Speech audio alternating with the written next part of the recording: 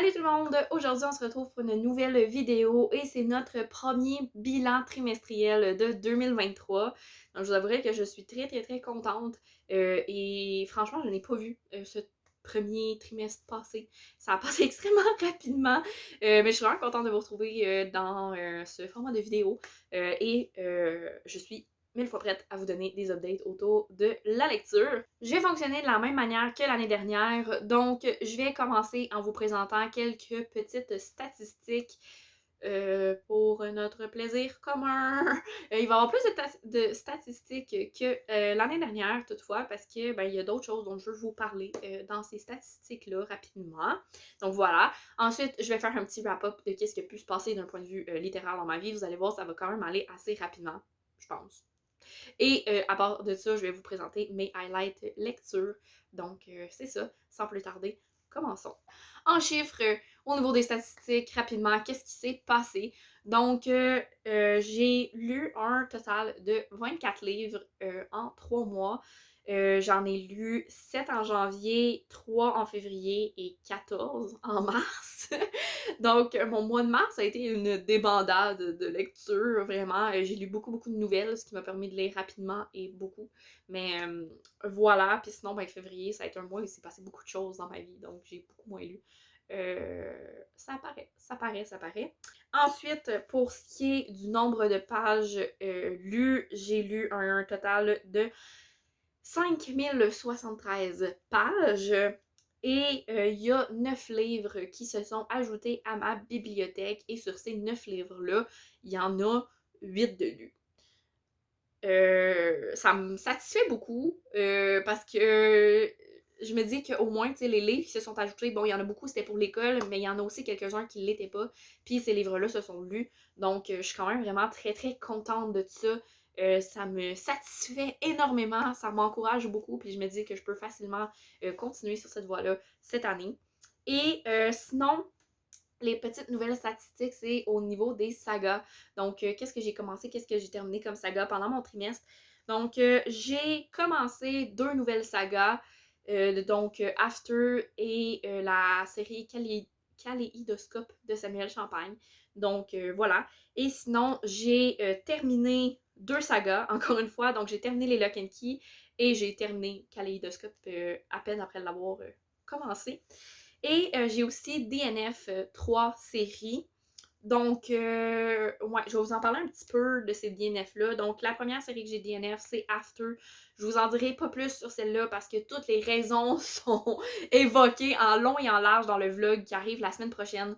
Donc, je vais vous laisser ça un peu en suspens, puis je vous laisse attendre une petite semaine avant d'avoir les informations à ce sujet-là. Mais pour ce qui est des 2 autres séries, je tiens à vous en parler un petit peu plus longuement parce qu'en fait, c'était des séries qui, dans mon document, dans ma liste de sagas à poursuivre, étaient un peu à déterminer si je veux poursuivre ou pas. Et les 2, c'était pour l'accessibilité de la suite, en fait, qui était extrêmement complexe. Donc, la première saga en question, c'est une duologie et c'est Paranoia de Melissa Belvigne. Donc, c'est un livre que j'ai lu en 2020, je crois. Et j'avais appris à ce moment-là qu'il y avait une suite. Mais la suite a été est comme plus disponible et j'ai plus les mots. En tout cas, elle est épuisée, on peut plus l'acheter et tout. Puis c'est super difficile. Tu sais, je pense qu'elle a vraiment pas été tant populaire. Puis tu sais, la suite, même si elle avait été très accessible, je ne sais pas si je l'aurais lu. Parce que pour moi, ce livre-là se complète. T'sais, il finit avec une fin qui est une fin respectable, tu sais. Puis je pense que de faire un deuxième tome, c'était un peu d'étirer la sauce. Donc c'est pour ça que je ne sais pas si je l'aurais lu éventuellement anyway. Donc voilà, fait que c'est ça pour Paranoia, mais en plus, là, le tome est juste deuxième tome est juste introuvable. La deuxième saga, c'est un peu dans le même style et c'est le même style, vraiment pas le même style d'histoire, le même style de problème. Donc, c'est La quête de Deltora d'Émilie Roda et c'est un fantasy jeunesse que j'avais acheté en librairie usagée il y a plusieurs années. Puis j'avais fini par le lire l'année passée pour le fun. C'était un petit jeunesse vraiment très sympathique. Le problème, c'est qu'ils sont vieux. sont absolument introuvables. J'ai regardé sur le site de la bibliothèque voir si je pourrais les emprunter. J'ai été voir jusque sur le site de la maison d'édition pour voir si c'était encore disponible. Puis vraiment comme introuvable. Et quand je vous dis que ça serait un vrai chiard, c'est que c'en est un, là. Cette série-là, le premier cycle fait 8 tomes. Puis après ça, il y a une autre trilogie qui suit ça, un autre cycle de 3 tomes, puis un autre cycle de genre 4 à 6 tomes, de quoi du style. Ça commence à faire beaucoup de livres à trouver pour compléter cette histoire. Donc, j'en suis venue à l'idée de me dire que ben, ça a été un fantasy jeunesse agréable à lire, mais dont je ne connaîtrai jamais la fin. Je le vis quand même bien parce que c'était pas plus marquant que ça. Là, je veux dire, ça reste du jeunesse puis du fantasy. J'en ai lu dans tous les genres, donc à un moment donné, c'est des choses qui se répètent un petit peu. Mais il y avait quelque chose un petit peu comme hors du commun aussi que je trouvais intéressant. Puis il y avait un petit vibe aussi un petit peu genre Seigneur des Anneaux-ish dans le genre d'univers où on se trouvait. Bon, on s'entend, c'est une version jeunesse, là, c'est vraiment pas aussi compliqué. Mais voilà, fait que bref, ça me déçoit un petit peu, mettons, de pas avoir réussi à peut-être d'arriver trop tard pour cette saga-là. Mais dans tous les cas, je vais devoir me dire que ça aura été une courte histoire entre ce livre et moi, mais une courte histoire agréable. La première chose dont je voulais vous parler sur ma vie littéraire, c'était de vous faire un retour concernant le prix littéraire des collégiens. La semaine dernière, je vous ai publié ma dernière vidéo à vie. Et c'est ça, je voulais vous faire un petit retour, revenir un petit peu sur qu'est-ce qui s'est passé à ce niveau-là. Pour moi, comment je l'ai vécu et tout. Donc, je vous mentirai pas, ça n'a pas été nécessairement facile, mais ça a été une expérience que j'ai vraiment, somme toute, appréciée de manière globale et générale. Donc, c'est sûr que faut prendre en compte que ces livres-là, c'était 5 livres. 5 livres qui, dans le fond, tu sais pas sur quoi tu vas tomber, tu sais pas si tu vas tomber sur tes goûts ou pas. C'est 5 livres que, en plus de lire dans le cadre du prix littéraire, je lisais dans le cadre d'un cours. Donc, ça amenait certains trucs, certaines difficultés, je vais dire. Et, ben, c'est ça, c'était pas nécessairement facile. J'ai l'impression de dire rien et tout en même temps, c'est horrible. Donc, ce que j'ai trouvé particulièrement difficile dans ce mois et demi, 2 mois, et je sais pas trop, c'est surtout le fait d'avoir à lire quand même 5 livres de manière très très rapide avec un regard d'analyse. Je suis habituée de lire des livres de manière rapide comme ça. Je pense que mes statistiques lecture le disent et parlent d'elles-mêmes. Mais c'est différent quand, un, tu choisis pas vraiment le livre. Et quand, deux, tu dois avoir vraiment un regard 100% d'analyse dessus. Que tu dois avoir un regard de...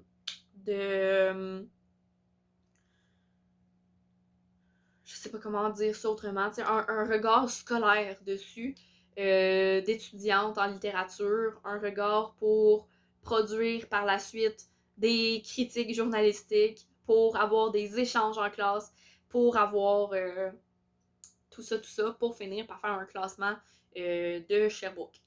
Et c'est assez particulier comme feeling. C'est une autre posture de lecture dans laquelle j'ai dû me mettre. C'était différent.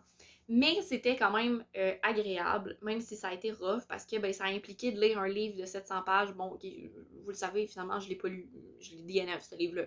Mais c'est ça, tu sais, c'est de prendre le risque, en fait, de s'épuiser sur des livres. Puis je vous dirais que c'est un peu ça qui s'est passé aussi avec de manière générale, ce prix littéraire, c'est que finalement, on s'est rendu compte au travers de nos discussions qu'il y a un livre que tout le monde est unanime pas mal, puis que tout le monde a aimé. Puis sinon, ça a été très difficile d'enchaîner les déceptions comme ça, parce que, c'est ça, c'est sur 4 livres, il y en a un que j'ai aimé à la folie, puis il y en a un que j'ai aimé correct. Tu sais, c'était correct. Mais les autres, ça l'a vraiment pas fait avec moi. Puis c'est à peine si j'arrivais à les lire. Puis il y en a 2 sur 5 que j'ai décidé de DNF. Donc, ce côté-là, ça a été peut-être un petit peu plus difficile, puis je me suis sentie extrêmement libérée une fois qu'on a eu fini de lire les livres du prix, parce que, ben en fait, après ça, je pouvais vraiment lire ce que je voulais. D'un autre côté, ça a vraiment été super intéressant, les échanges qu'on a eus en classe autour de ces livres-là, de voir ce qu'on pouvait aller chercher dans les livres, de voir ce que les autres pensaient aussi de ces livres-là, des thématiques qui étaient abordées, de comment c'était abordé. Puis ça, c'était vraiment très, très intéressant, c'était super enrichissant. Aussi de voir le lien et les discussions qu'on pouvait avoir avec le groupe de parascolaires. On a été mixés pour une dernière rencontre pour établir c'était quoi c'était quoi qu'on avait comme classement final pour nous à Sherbrooke, puis ça a été encore une fois des super belles discussions. Ça m'a même fait changer d'avis sur un livre au niveau de mon classement personnel, donc ça m'a vraiment impressionnée, puis j'ai vraiment trouvé ça super cool de faire tous ces échanges-là. Donc voilà, c'est ça pour le prix littéraire, je pense que c'est un peu mon wrap-up général. Puis c'est ça, j'ai aimé l'expérience. Puis je suis vraiment contente d'avoir pu le faire une fois dans ma vie. Pas sûr que je recommencerai par contre, mais c'était vraiment nice. Je vous rappelle que j'ai publié mes avis sur chacun des livres sur ma chaîne. Donc il y a une playlist de tous les avis du PLC qui sont disponibles sur ma chaîne. Donc je vais vous laisser ça en description. Puis sinon, ben, si vous fouillez sur ma chaîne, vous allez sûrement les trouver. Et là, on passe à tout ce qui est highlight. Et je suis contente de vous parler de ces livres-là. Yeah! Je suis vraiment, vraiment contente. Donc, les premiers livres, et oui, c'est plusieurs livres dont je vais vous parler, c'est la série Kaléidoscope de Samuel Champagne. Donc, c'était la deuxième fois que je lisais du Samuel Champagne dans ma vie. Et ça m'a tellement fait du bien de retomber dans sa plume. J'en ai fait des posts sur Instagram, mais qu'est-ce que je peux vous dire sur mes petits choux? Donc, je les ai lus en ordre de parution parce que pas vraiment d'ordre, on peut vraiment les lire en peu importe l'ordre. Mais c'est ça, je les ai lus en ordre de parution parce que why not coconut. Et j'ai tellement adoré, je me suis tapé ces livres-là dans une fin de semaine. J'ai eu un plaisir fou. Ça m'a tellement fait du bien, ça m'a tellement fait chaud au cœur. Bon, ça m'a fait pleurer aussi, mais ça, c'est une autre affaire. J'ai eu un gros coup de cœur pour Adam et pour Antonin. Antonin, c'est mon petit bébé, là, c'est mon petit chou, mon petit favori, tout l'amour que j'ai pour ce livre. Qui m'a donné beaucoup d'émotions, qui m'ont rappelé des choses qui se sont passées dans ma vie, puis ça m'a quand même fait du bien. On dirait que de voir les émotions que j'ai pu ressentir à un certain événement dans ma vie transmis sur papier, puis ça dure peut-être le temps d'un chapitre ou deux, genre, sur travers le point de vue du frère d'Antonin, que j'ai pu retrouver ces émotions-là, puis ça m'a tellement fait du bien parce que c'est des émotions qui sont tellement peu véhiculées dans des livres sur ce sujet-là-ish, que ça m'a vraiment fait du bien. Donc voilà, c'est de ça que je voulais parler. Ensuite, deuxième lecture highlight de mon 3 mois, c'est Mélasse de fantaisie de Francis Ouellette. Donc, je vous partagerai pas mon avis en long et en large. Si ça vous tente de l'avoir, je vais vous laisser aller écouter ma vidéo avis. Parce que c'est un livre qui faisait partie du prix littéraire des collégiens. Donc, il y a une vidéo dédiée pour ce livre-là.